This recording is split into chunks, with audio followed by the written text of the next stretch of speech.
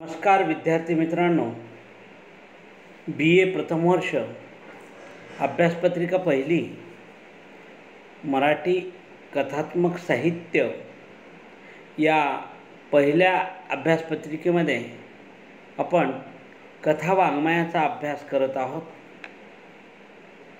आपण कथा म्हणजे काय हे सांगितलं, कथेचं स्वरूप सांगितलं आणि अतिथी देवो भव ही पहिली कथाही आपण पाहिली.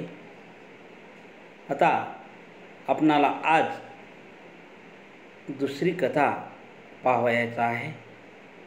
कथेचं नाव आहे मोत्याचे पीक आणि कथाकार आहेत खांडेकर, विष्णू सखाराम खांडेकर. कथा ही मानवी जीवनाचं वास्तव आणि विवेचक चित्रण करते. या ठिकाणी आपण पहिल्या कथेतून ग्रामीण जीवनानुभव, शेतकऱ्याचं चित्रण, पोळा सण आणि शेतकऱ्याचे अतिथी असणारे, देव असणारे बैल आणि त्या बैलापोटी असणारी शेतकऱ्यांच्या मनामध्ये जिव्हाळ्याची भावना, आत्मीयतेची भावना, प्रेमाची भावना आपण पाहिली. आता ती एक ग्रामीण कथा आपण पाहिली. कथेच्या प्रकारामधलं एक ग्रामीण कथा कशी असते, ग्रामीण जीवनानुभवाचं चित्रणाबरोबर वास्तव ग्रामीण जीवनाचं चित्रण करता करता कौटुंबिक जीवन चित्रण करणारी कथा, ग्रामीण भाषेतून लिहिली गेलेली कथा आपण पाहिली. तिला ग्रामीण कथा म्हणावं. इथं रूपक कथा पाहायची आहे आपणाला. रूपक कथा छोटी असते आणि एका विशिष्ट घटनेवर ती आधारित असते. रूपकात्मक दृष्टिकोन त्या रूपक कथेमध्ये आपल्याला पाहायला मिळतो. या ठिकाणी मोत्याचे पीक नावाची खांडेकरांची ही कथा आहे. विष्णू सखाराम खांडेकर असं यांचं पूर्ण नाव. जन्म 1898 आणि मृत्यू 1976. भारतीय साहित्य विश्वात कादंबरीकार व लेखक म्हणून परिचित. कादंबरी, कथा, रूपक कथा, कविता, लघुनिबंध, नाटक, चित्रपट कथा, व्यक्तिचित्रे आणि समीक्षा अशा वैविध्यपूर्ण वाङ्मय प्रकारातून विष्णू सखाराम खांडेकर या सुप्रसिद्ध लेखकांनी लेखन केलेले आहे. मराठी कथा वाङ्मयामध्ये रूपक कथा हा कथा प्रकार रूढ करण्याचे श्रेय खांडेकरांना जाते. 2 मणे, 2 ध्रुव, हृदयाची हाक, अमृतबेर, ययाती अनेक विपुल कादंबऱ्या त्यांनी लिहिलेल्या आहेत. ययाती या कादंबरीला ज्ञानपीठ पुरस्कार मिळालेला आहे. विद्युत प्रकाश, नवमल्लिका, हस्ताचा पाऊस, ऊन पाऊस, सूर्यकमळे, सांजवात हे कथासंग्रह त्यांचे प्रसिद्ध आहेत. कलिका, मर्गजळातल्या कळ्या, सुवर्णकळा, वेचलेली फुले, सोनेरी सावल्या आणि वनदेवता ही रूपक कथासंग्रह प्रकाशित आहे. गडकरी व्यक्ती आणि वाङ्मय, आगरकर व्यक्ती आणि विचार, केशवसूत काव्य आणि कला हे समीक्षा ग्रंथ त्यांचे प्रसिद्ध आहेत. 1941 मध्ये सोलापूर येथे भरलेल्या अखिल भारतीय मराठी साहित्य संमेलनाचे ते अध्यक्ष होते. 1974 मध्ये त्यांच्या ययाती कादंबरीला ज्ञानपीठ पुरस्कार मिळाला. पद्मभूषण पुरस्काराने त्यांना सन्मानित करण्यात आले. खांडेकरांनी रूपकथा लेखन करून जीवनवादी संस्कार आणि संदेश दिला. कल्पकता, सूचकता, तत्व प्रतिपादनाची आवड हे त्यांच्या रूपक कथेचे विशेष आहेत. भूक आणि दुःख हे मानवी जीवनाचे आदिम तत्व आहेत, पण मानवाला याची भ्रांत पडते, याची मूलगामी आठवण ही रूपक कथा करून देते. वि स खांडेकर हे जीवनवादी विचाराचे लेखक आहेत. जीवनासाठी कला असं त्यांचं तत्व आहे. मराठी साहित्यामध्ये कलेसाठी कला आणि जीवनासाठी कला असे दोन भाग पाहायला मिळतात. आणि वि स खांडेकर हे जीवनासाठी कला याचे प्रवर्तक होते आणि नाशी फडके हे कलेसाठी कला याचे प्रवर्तक होते. कारण एकाच कालखंडामध्ये या दोन भागाची वादाची प्रक्रिया आपणाला पाहायला मिळते. साहित्याच्या क्षेत्रामध्ये हे आपणाला पाहायला मिळतं. जीवनासाठी कला असावी की कलेसाठी कला असावी हा वाद आहे. आणि तो त्या दृष्टिकोनातून काही लेखक जीवनासाठी कला असावी म्हणतात, काही लेखक कलेसाठी कला असावी म्हणतात. काही लेखकाची मध्यस्थीची भूमिका असते. असू द्या, जीवनवादही महत्त्वाचाच आहे आणि कलावादही महत्त्वाचाच आहे. पण ज्यातून जीवन विकसित होणार नाही, ज्यातून जीवनाची रूपकं बाहेर पडणार नाही, ज्यातून जीवनाची कला व्यक्त होणार नाही, ते साहित्य काय कामाचे असं वि स खांडेकरांना वाटतं. कारण literature is the criticism of life. म्हणजे साहित्य हे जीवनावरचं भाष्य आहे. पोएट्री इज क्रिटिसिझम, काव्य जीवनावरचं भाष्य. त्या अर्थानं साहित्य हे जीवनावरचं भाष्य आहे. कारण जीवन हे महत्त्वाचं आहे आणि जीवनानुषंगानेच साहित्य येत असतं. आणि साहित्यातून जीवनाचा एक सुंदर विचार व्यक्त झालेला असतो. तो विचार येणाऱ्या पिढीला प्रेरणादायी ठरत असतो आणि हा सुंदर विचार लेखक आपल्या साहित्यातून चित्रित करत असतो. खांडेकरांनी रूपकथा लिहून जीवनवादी संस्कार आणि संदेश देण्याचा प्रयत्न केलेला आहे. रूपकथा एकदम छोटी असते. छोट्या प्रसंगातून एक मोठं जीवनाचं रूपक बाहेर टाकण्याचा प्रयत्न लेखक करत असतो. किंवा एक जीवनाचं रूपक, एक अंग, जीवनाचा एक अंग रूपक. या ठिकाणी काय महत्त्वाचं सांगितले? भूक. जीवन जगण्यासाठी मोती महत्त्वाचे नाही आहेत. अन्न प्राशन करणं महत्त्वाचं आहे. अन्न अगोदर महत्त्वाचं आहे. अन्नच जर मिळत नसेल तर नुसते मोती घेऊन काय करणार आहोत? मोती थोडंच आपण खाणार आहोत. छोटं रूपक या ठिकाणी खूप सुंदर रीतीनं मांडण्याचा प्रयत्न वि स खांडेकरांनी आपल्या या कथेमध्ये केलेला आहे. वि स खांडेकर यांनी ययाती कादंबरी लिहिण्यासाठी वि स खांडेकरांना 12 वर्ष लागले. एक तप. कुठलीही कथा असो, कादंबरी असो, चरित्र असो, नाटक असो, त्याच्या निर्मितीच्या पाठीमागे लेखक काहीतरी उपदेश देत असतो किंवा बोध देत असतो. काहीतरी कारण, प्रयोजन हे नक्की असतंच.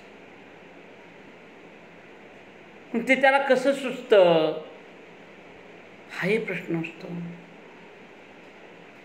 ययाती कादंबरी ही वि स खांडेकरांना कशी सुचली? वि स खांडेकर एकदा कीर्तनाला गेले. कीर्तन ऐकण्यामध्ये रममाण झाले. पारावर बसून खांबाला टेका देऊन ही कीर्तन वि स खांडेकर ऐकत आहेत.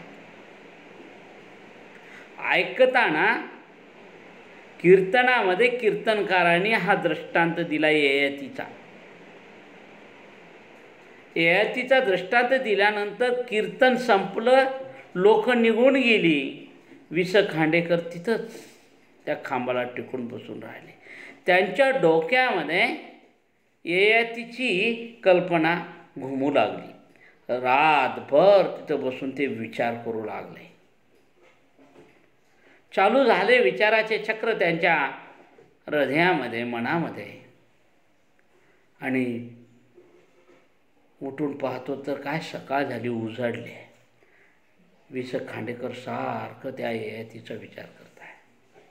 जवळपास ययाती कादंबरी लिहिण्यासाठी त्यांना 12 वर्ष लागले. मग ती ययाती असेल, त्यामधले 4 पात्र महत्त्वाचे आहेत. ययाती असेल, कच असेल, देवयानी असेल, शर्मिष्ठ असेल. ही पात्र कशी आहेत माहीत नाही, पण वि स खांडेकरांच्या कल्पनेच्या निर्मितीतून निर्माण झालेली आणि जीवनवाद व्यक्त करणारे आहेत. म्हणून या कादंबरीला ज्ञानपीठ पुरस्कार मिळाला. वि स खांडेकर हे जीवनवादी लेखक, जीवनाचं सखोल तत्त्वज्ञान विवेचक स्वरूपामध्ये मांडण्याचा प्रयत्न आपल्या प्रत्येक साहित्यामध्ये केलेला आहे. कथा असो, कविता असो, कादंबरी असो, या सर्व वाङ्मय प्रकारामध्ये त्यांनी हा जीवनवादाचा विचार मांडण्याचा प्रयत्न केलेला आहे. कारण जीवनाची मूल्ये त्यांना खूप महत्त्वाची वाटतात. जगणं खूप महत्त्वाचं वाटतं. जगण्याची धडपड खूप महत्त्वाची वाटते. कारण साहित्य हे आनंदासाठी नसावं, जीवनाचं एक सामर्थ्य असावं, जगण्याचं सामर्थ्य असावं, जगण्याची धडपड असावी, जीवन जगण्याची प्रेरणा असावी. काहीतरी साहित्यानं दिलं पाहिजे, ज्यातून माणसाचं व्यक्तिमत्व खुललं पाहिजे. इतकंच नाही, साहित्याने समाजाला उपदेश दिला पाहिजे. साहित्याने देशाला, जगाला कल्याणाची दिशा दिली पाहिजे. आता विश्वात्मके देवे येणे वाग्यज्ञ तोषावे, तू शूण मज द्यावे पसाय दान. हे साहित्य विश्वाला आव्हान असलं पाहिजे. म्हणून तर वि स खांडेकर म्हणतात, खरा तो एकची धर्म जगाला प्रेम अर्पावे. वि स खांडेकर नाही, साने गुरुजी म्हणतात. चुकलं माझं. कारण खरा तो एकची धर्म जगाला प्रेम अर्पावे हे कवी साने गुरुजींचं गीत आहे. आणि ही विश्वाला प्रेम अर्पण्याची कल्पना मानवतावादाची आहे, समतावादाची आहे, मूल्य विचाराची आहे. वि स खांडेकरांनी हाच जीवनवाद, हेच मूल्य आपल्या कथा कादंबरीमध्ये मांडण्याचा प्रयत्न केला. म्हणून वि स खांडेकर हे जीवनवादी लेखक, जीवनवादी विचारवंत, जीवनवादी कथाकार म्हणून उदयाला आले. जीवनवादाचा त्यांनी पुरस्कार केला. कल्पकता, सूचकता आणि तत्त्वप्रतिपादनाची आवड हे त्यांच्या रूपकथेची वैशिष्ट्ये आहेत. कारण कल्पनेशिवाय माणसाला काही सुचू शकत नाही. कल्पना ही खूप महत्त्वाची असते. कारण वर्ड्सवर्थ म्हणतो, उत्कट भावनेचा उत्कट आविष्कार म्हणजे काव्य. रस्किन म्हणतो, कल्पना आणि भावना यांचा विचार म्हणजे साहित्य. कल्पना आणि भावना याचा विचार साहित्यामध्ये आपणाला महत्त्वाचा असतो. कल्पना, मग ही सूचकता त्या दृष्टिकोनातून खूप महत्त्वाची असते. सूचकता म्हणजे सूचितार्थ, व्यंगार्थ, त्यातून एकच एक अर्थ असा निघत नाही. जीवनाचे विविध अर्थ, विविध अंग त्या साहित्यातून आपल्याला पाहायला मिळतात. तत्वप्रतिपादनाची आवड त्यांच्या रूपकथेमध्ये आहे. भूक आणि दुःख हे मानवी जीवनाचे आदिम तत्व आहे. भूक आणि दुःख, भूक आणि होणारं दुःख या दोन्ही गोष्टी मानवी जीवनाच्या प्राचीन काळापासून चालत आलेल्या गोष्टी आहेत. मानवाला याची भ्रांत पडलेली आहे, विसर पडलेला आहे.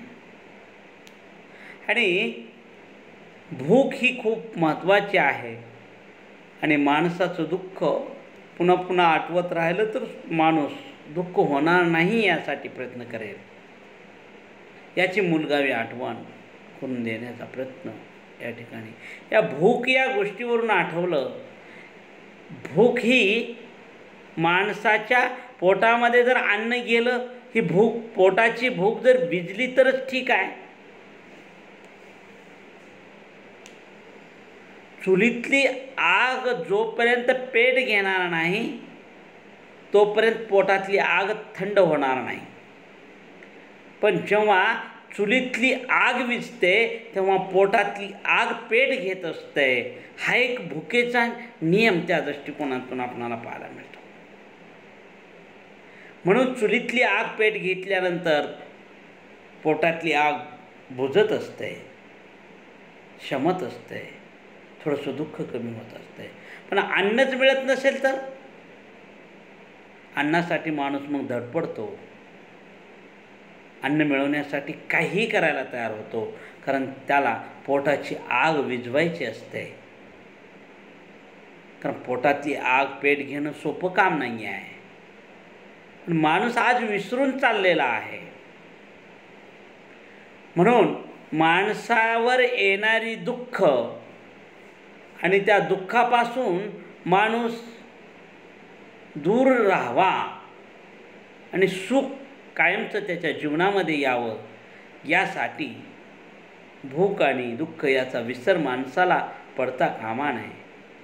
कारण सुख पाहता जवा पाडे, दुःख पर्वता एवढे, असं संत तुकाराम महाराजांनी सांगितलेलं आहे. दुःख पर्वता एवढं आहे, सुख जवसा एवढं आहे. आणि हे जवसा एवढं सुख मिळवण्यासाठी पर्वता एवढा दुःखाचा डोंगर पार करावाच लागतो. भूक आणि दुःख ही मानवी जीवनाची आदिम तत्वे त्या दृष्टिकोनातून आपणाला माहीत आहे. भूक नावाच्या कथेमध्ये एक लेखक सांगत असताना त्या रामोशाची मुलगी आजारी असते, त्या नायकाची मुलगी आजारी असते. डॉक्टर येतात, तिला तपासणी करतात आणि तपासणी केल्यानंतर बाबाजी नायक हा त्या कथेचा नायक असतो. आणि तपासल्यानंतर डॉक्टर म्हणतो तिला 5 रुपये लागतील औषध पाण्यासाठी, औषधं द्यावी लागतील. त्यावेळेला तो बाबाजी नायक म्हणतो, डॉक्टर, पोरगी वाचली वाचू द्या, जगली जगू द्या, मेली मरू द्या. तर सर्वांनीच काय औषध पाणीच मिळतं का? 5 रुपये इतके किमतीची ही माझी मुलगी नाही. कारण माझ्याकडे 5 रुपये नाहीतच, कुठून आणू, कोण देणार आहे मला 5 रुपये? जगली तर जगू द्या, नाहीतर मरू द्या. म्हणजे ही अवस्था किती, अरे खायला अन्न नाही माझ्याकडं, ही 3 लेकरं, मी, माझी बायको, एवढे जण आम्ही उपाशी आहोत. लेकराचा प्रश्न माझ्याकडे पडलेला आहे, यांना काय घावं घालावं. 15 दिवस झालं सारखा पाऊस पडतो आहे, बाहेर निघू देत नाही. लोकांचं आधीच कर्ज होऊन बसलं आहे, काम मिळत नाही, लाकडं फोडायला कोणी बोलवत नाही, सगळ्या अडचणी आहेत आणि 5 रुपये कुठून आणायचे? जगली तर जगू द्या, मेली तर मरू द्या. 5 रुपये इतकी किमतीची माझी मुलगी नाही आहे. म्हणजे किती मोठं दुःख आहे. भूक नावाची प्रेरणा कशा पद्धतीची आहे, भूक नावाच्या कथेमध्येच लेखकाने ते चित्रित केलेलं आहे. मग हे सगळं पाहत असताना म्हणून रूपक काय आहे वि स खांडेकरांनी या ठिकाणी चित्रित केलेलं आहे. सूचकतेच्या दृष्टिकोनातून, कल्पकतेच्या दृष्टिकोनातून, तत्त्वप्रतिपादनाच्या दृष्टिकोनातून त्यांनी भूक आणि दुःख या आदिम मानवी तत्त्वाचं चित्रण या कथेतून केलेलं आहे. मानवाला याची भ्रांत पडलेली आहे, विसर पडलेला आहे, याची मूलगामी आठवण करून देण्याचा प्रयत्न वि स खांडेकर या कथेमध्ये करतात. खूप सुंदर कथा या ठिकाणी वि स खांडेकरांची आहे. रूपक कथा आहे, ती छोटी कहाणी असते. रूपक कथा मोठी नसते, छोटी असते. छोट्या कथेतून सुंदर अशा कमीत कमी शब्दातून जास्तीत जास्त आशय व्यक्त करणारी रूपकात्मक सूचितार्थता ज्यामध्ये दडली गेलेली असते अशी कल्पक कथा म्हणजे रूपक कथा आहे. आणि अशा या रूपक कथेचा विचार आपण उद्या करणार आहोत. लेखकाचा इतका परिचय आणि कथेचं थोडक्यात रूपस्वरूप प्रस्तावनेच्या रूपानं आपण आज पाहिलेलं आहे. उद्या त्याची सविस्तर चर्चा या कथेची आपण करू. इथं आपण थांबू. धन्यवाद.